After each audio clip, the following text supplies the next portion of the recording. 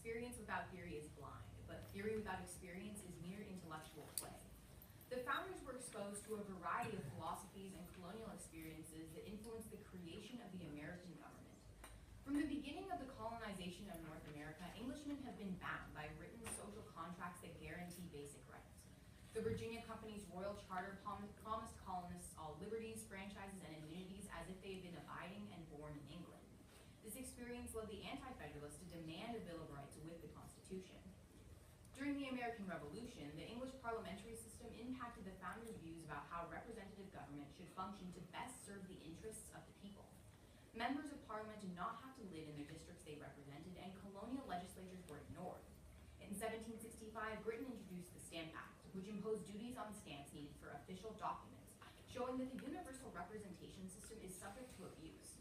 This led to Article 1, Section 2, which establishes direct proportional representation by declaring that each state shall have at least one representative. The rights of British and American societies also contributed to the balance of theory and practice.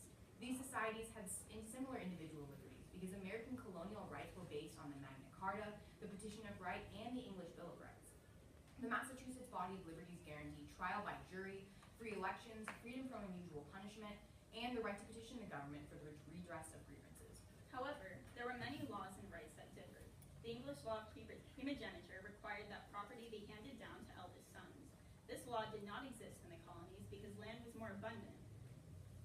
Equality of opportunity was greater in America than in Britain, where opportunity was ingrained in heritage and wealth. Land in the colonies was cheap and readily available while labor was scarce.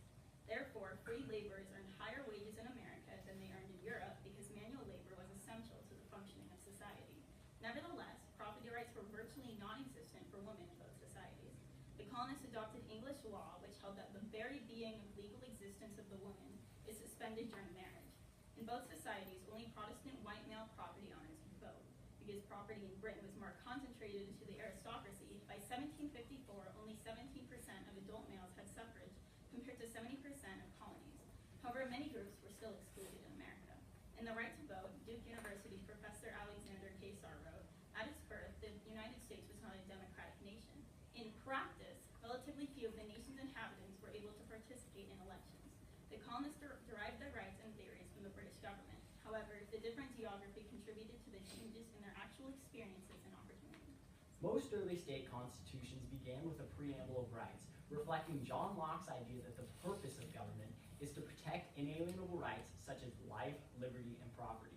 The North Carolina Constitution of 1776 stated, "All men have a natural and unalienable right to worship Almighty God." Classical republicanism places the need of the community, the common good, above individual interests and emphasizes working together. This is evident in the Pennsylvania Constitution, which states that government ought to be instituted for the security and protection of the community.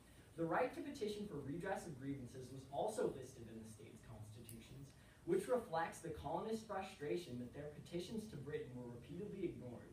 Parliament also gave official writs of assistance, general warrants to search and seize colonial property. Colonists were then transported to Nova Scotia and England to undergo trial, which violated the law of jury of one's peers. The colonists addressed these abuses and England to undergo, that was my bad. The colonists addressed these abuses in state constitutions by guaranteeing trial by jury to remain inviolate forever. Furthermore, the king disregarded higher law by altering colonial charters and constitutions without set procedures. The states held that constitutions were fundamental limits on governmental power and therefore could not be changed so arbitrarily. A combination of theory and practice were something. It got cut off. Emerson had them. So we wrapped it. Thank you. That was like one more sentence. Then Yeah, that was Yeah.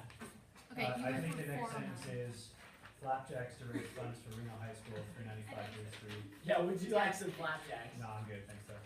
That's a nice advertisement. Missing out. A combination Putting it of on the back. flapjacks and Right. practice makes a good government. Yeah, it's a little Unit 1 capitalism. It's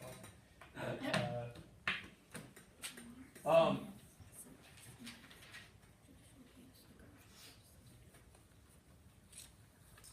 What major changes occurred between the British experience of government and the American Constitution? What was the major fundamental break the American colonists put into their Constitution from Britain? I think that the ideas of Locke are a major break from the British Constitution.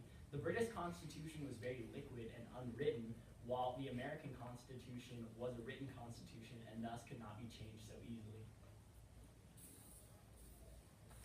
I believe that the concept of federalism that is incorporated into the Constitution through various articles is a major change because starting out with the Articles of Confederation, a great deal of states were given the most power. However, when that was proven to be ineffective in going to the Constitution, federalism was created, and states have certain powers within their own legislatures, but the national government in Congress also has the power to regulate interstate trade, and that's a relationship that wasn't evident in Britain.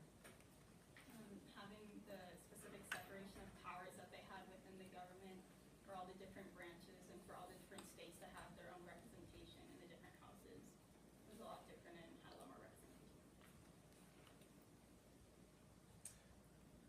This is actually kind of a two-part question.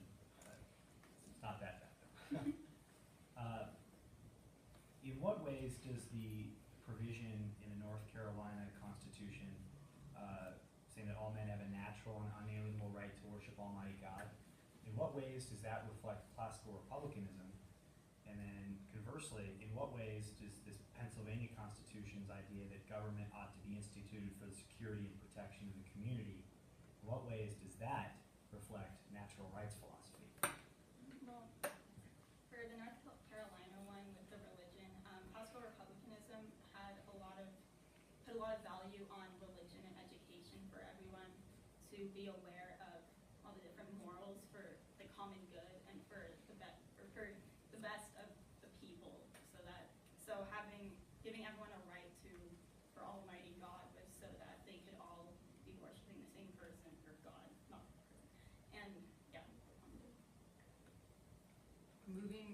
Going off of what Jesse said with the North Carolina Constitution, in the beginning of America, the churches and institutions in those small homogeneous societies in America served that role of education, so that's how that ties in. And moving on to the Pennsylvania Constitution, when we're talking about how governments are instituted for the security and protection of the people, that's often evident in protecting people's natural rights. For example, in the Supreme Court case Kilo v. U.S., the court prioritized Danny Kilo's right to safety and privacy in his home because they believed that that would eventually be best for the common good in protecting his natural rights. Natural rights ideas are life, liberty, and property. And as Rousseau says, men are nasty, short, and brutish and will take any chance they can to take away these natural rights. So Locke devised this idea of a social contract. So a social contract is created to preserve these rights. You're talking about Thomas Hobbes when you say this. Oh, sorry. It's okay. We all like to bang on Rousseau. It's okay. The French Swiss. Go ahead.